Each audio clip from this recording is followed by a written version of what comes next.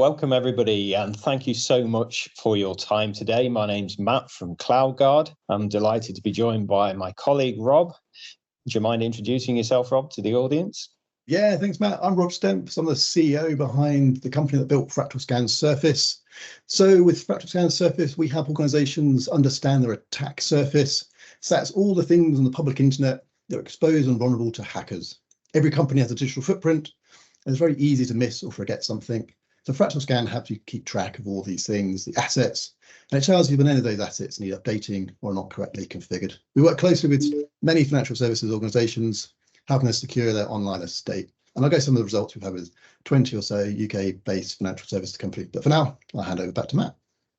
Thanks, Rob. And today is the next in the series of the presentations that we've been doing to actually focus in on verticals, and today's vertical is financial services and insurance businesses. So what we've been doing together is helping these organizations specifically understand some of the basic hygiene principles through to the more sophisticated exposure risks that are prevalent at this moment in time. So when we actually start to look at the marketplace and we understand that in itself is changing and evolving very rapidly, what we need to understand together is how best to solve those problems. Now, before we go any further, just a quick reminder to everybody, before we begin, we are recording this session. There are people that wish to receive a link to the session but can't be with us today in the session.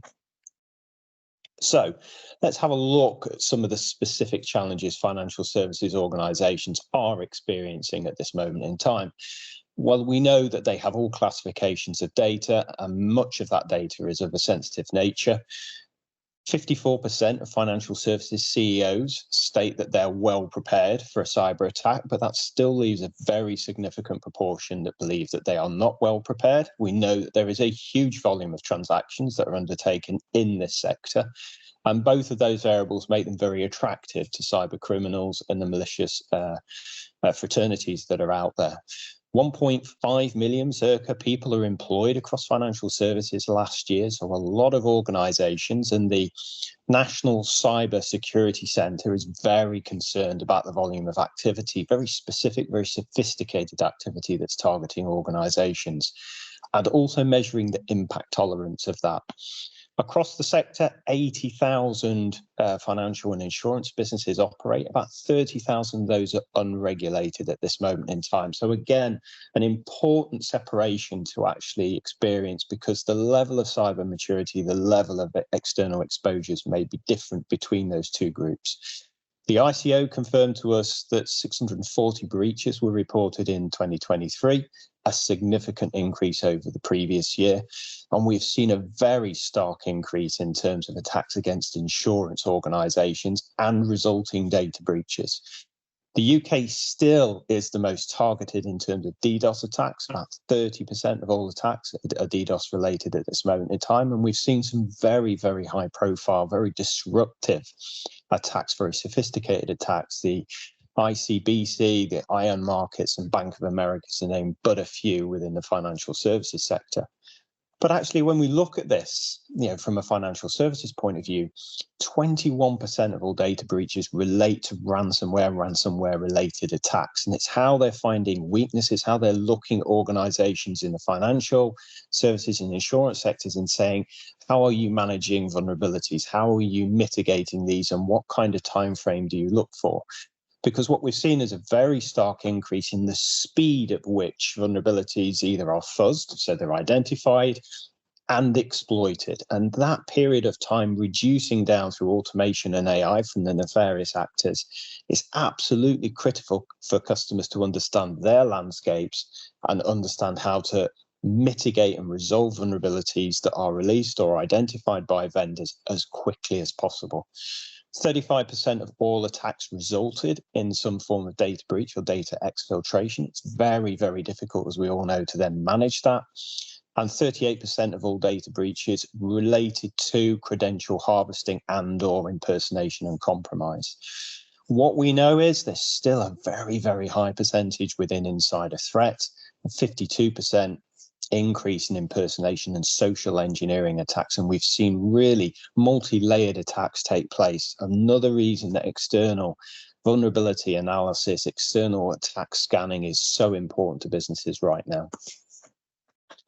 So we know, and we've picked obviously financial services for this one, but we know that March is the most active month for the last 3 years for cyber attacks against financial services year end, financially tax year end for lots of organisations in the UK. So what are we seeing in the last 3 months? Looking at this, well, phishing, you might have seen this. Titled really difficult for a lot of the even more sophisticated applications that protect us from the perimeter into the organization to actually separate out a malicious email or embedded malware within that. So we've seen over a 2,000% increase in this quarter. You've probably seen it in your inbox as well. We've seen the exploitation of secure access technology, so the Ivanti VPN issue, very, very significantly attacked. But again, it was the speed at which the vulnerability was identified and then exploited by various communities. And we've seen government agencies very heavily targeted within this. CISA themselves had to report themselves. And again, organizations are very focused on disruptive services, and particularly around financial services. But there's been attacks, very high-profile attacks elsewhere with data exfiltration. We saw the attack in Southern Water. About 5% of their customer data was understood to have been exfiltrated. We've obviously seen a very disruptive ransomware attack in the ICBC, in the financial services sector in the US. But governments have risen to the top in terms of targeting because of the disruptive factor these attacks can have, and payments being made within this quarter as well. So what about specific statistics that help guide us? Well, we know that within financial services, it is still the most targeted from a cybercrime perspective. From an attack persona, we know and we are seeing increased attacks around API vulnerabilities and exploitations within that. Insider threats, as we touched on just previously, and DDoS attacks being very, very prevalent, the UK being very heavily targeted. But surely no surprise to anybody, malware, ransomware, phishing and social engineering taking second and first spots respectively. So again, we now know where we need to continue to prioritize our resources and our efforts. So what are the key challenges here? Well, just want to hone in on the boxes with the numbers above and below them here. We know that DDoS attacks are very prevalent. They're increasing, and they're increasing because of the disruptive and distractive element of those attacks. As we say, about half of all attacks are led by insider threat, whether it's through impersonation or otherwise. And we've seen a massive increase, about 10 extra malware strains from that. So again, that's trying to bypass the detection mechanisms. However many malware detection engines a financial services or insurance firm is investing in, is operating, again, seeking to try to get around those signature definitions. But we've also seen a very, very stark increase in API-led attacks. Obviously, the digitization and the closure of certain on-street facilities for financial institutions is driving that movement into the digital world, and therefore exploitation unpatched devices that are accessing that. And we've also seen application Trojans rise very, very significantly in terms of fintech and trading applications. Very difficult to actually protect those at this moment in time. So the onus transferring between the financial services organizations and the end customer. So it's very, very keen that we keep an eye on both of those spaces. So, Rob, we've done some scanning here in terms of financial services organizations to help them understand any gaps that may exist. Do you want to help us just talk us through the results here? Yeah, sure, Matt. So we looked at 20 financial services organizations in the UK, and we ran them through a passive scanning tool to see what kind of basic security hygiene settings they had, with a particular focus on email security. But let's go through the overall results first. So the average score for financial services organizations came out at 2.38, you can see there. And this is a score between 1 and 5, 5 being the gold standard and 1 being very poor indeed. So the industry standard for all of professional services, not just financial services, is 2.73. So we are below that benchmark. Most companies are actually doing quite well, but there are a few outliers which are bringing the average score down. If you think of the average as being, say, a 3. So it's interesting, I think, as a sector, and shows some room for improvement. So we look at certificates, either a website certificate or a service certificate. Only 25% of the companies we looked at had a valid certificate protecting their websites or their servers. 15 out of 20, so 75%, had either an expired or invalid certificate. And it was about a 50-50 split between expired and invalid. In terms of risks, we saw 7 out of 20, so that's a 35% there. Companies had at least one critical risk. And worryingly, 3 out of 20 were what we call a KEV. So this is a vulnerability with a known exploit. A critical risk is just something, as it sounds, something critical to be patched and fixed. But worse still, if it has a KEV, then it has an exploit you can go and buy off the dark web for a few $1,000s. They range from about $5,000 to about $60,000, depending how good they are. And in this day and age, you can't really have a business on the public internet with a KEV and not get hacked. So it really is just a matter of time. Just looking at the other risks, high risks, 18 out of 20 had at least one high risk. So that's the vast majority. So much more prevalent for those high risks. We categorize risks as, critical, high, medium, and low, and the sorts of components which were causing those high risks, those critical risks. It was Apache web server, OpenSSL, PHP, and Nginx, and a product called Lodash. So this is about patching software. This is about making sure the software that you use to run your business and to run your website is kept up to date.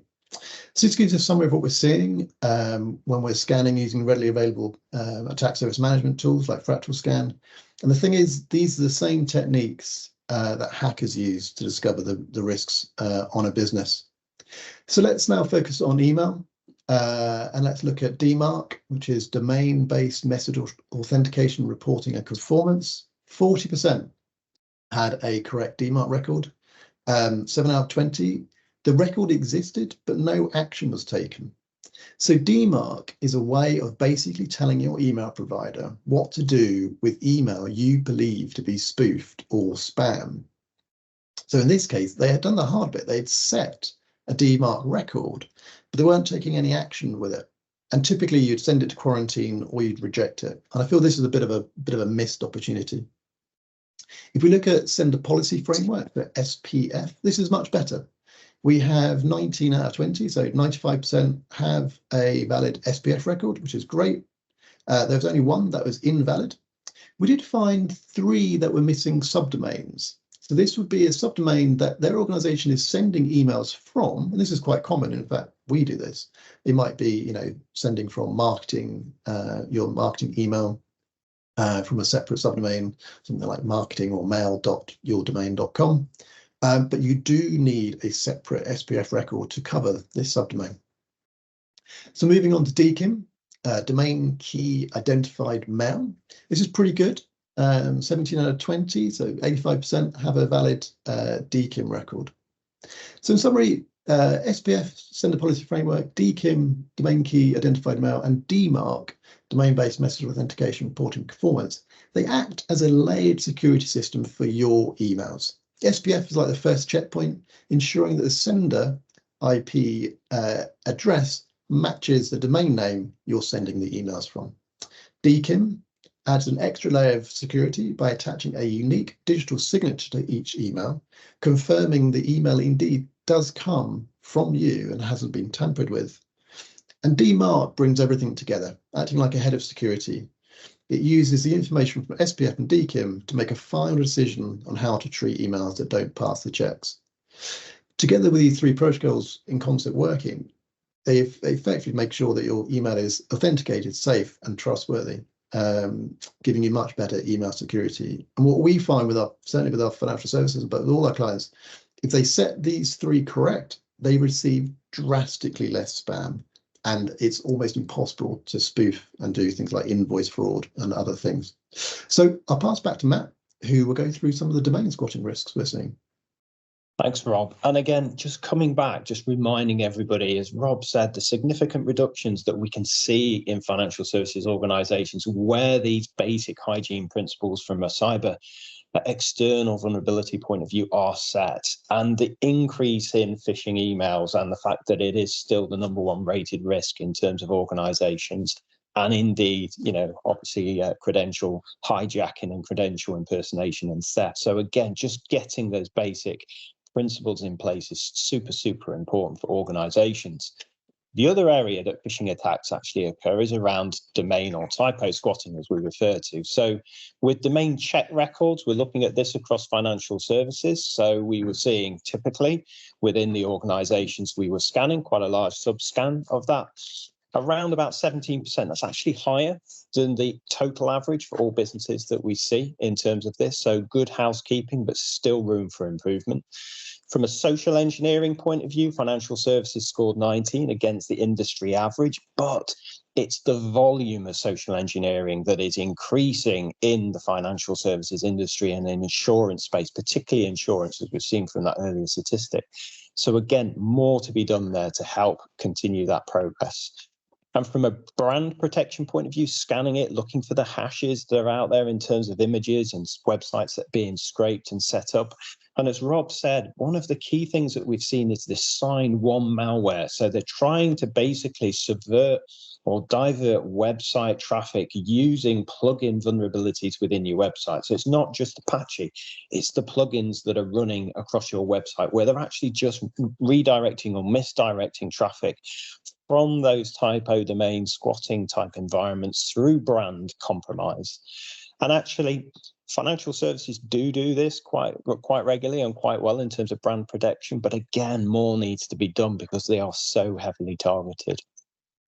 When we look at vulnerability remediation and resolutions, and again, what we've seen is a compression of time to exploit, as it's referred to. So that's the time between a vendor, manufacturer of a plugin or a particular platform code actually releasing or notifying end users of the potential vulnerability and the availability, hopefully, of a patch, to actually that starting to be exploited, in the wider communities. And what we see here is lateral movement detection being detected from those vulnerabilities. So actually, financial services is near the industry average there, but more needs to be done. In terms of the speed of resolution, it's actually much better, and that is a representation of more investment in financial services organizations in this area, but 12% is still critically low in terms of the volume of compromises. And when we look at continuous scanning, so that's using tools like Fractal Scan to look at this, it's below the industry average. And again, we want to just extend this a step further because the supply chain is so important to financial services organizations. So we're also looking at this from an onboarding validation point of view. And we started talking to a number of organizations that operate across the sector to gather this data together. So rapid cyber, posture assessments of supply chains on a regular basis, 10% across financial services, about 11% pharmaceutical and other sectors driving much, much more aggressively now within the space. So much to focus on there.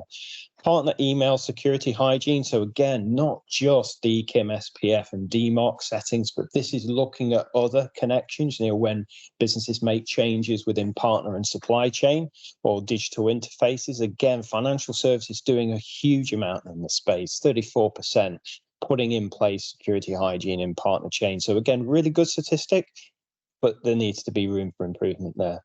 And continuous risk assessment. So vulnerabilities are constantly evolving and merging, together. More malware strains, as we've touched upon before, becoming available to nefarious actors. Again, the financial services industries, particularly the unregulated sector, and we did see quite a difference between the organizations here, 16% against a sector average of 21%.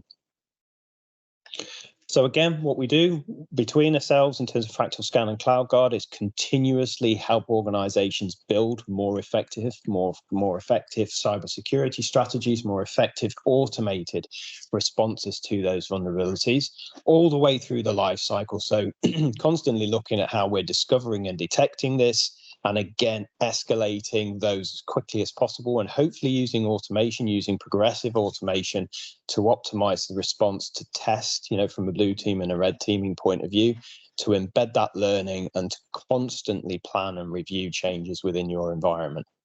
And that's super important. If you look at Fractal Scan being part of that portfolio, here, Rob, we see a dashboard of, the output, which is really lightweight, really quickly delivered into a financial services or insurance company right now.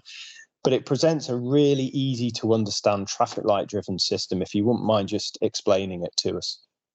Yeah, surely. So as we said, Fractal Scan is a passive system. In the top left corner, you can see everything we've discovered there. So IPs, domains and subdomains, what countries we're operating in, what services. So to us, the services are unique, TCP/IP port pairing, and what risks the infrastructure may have.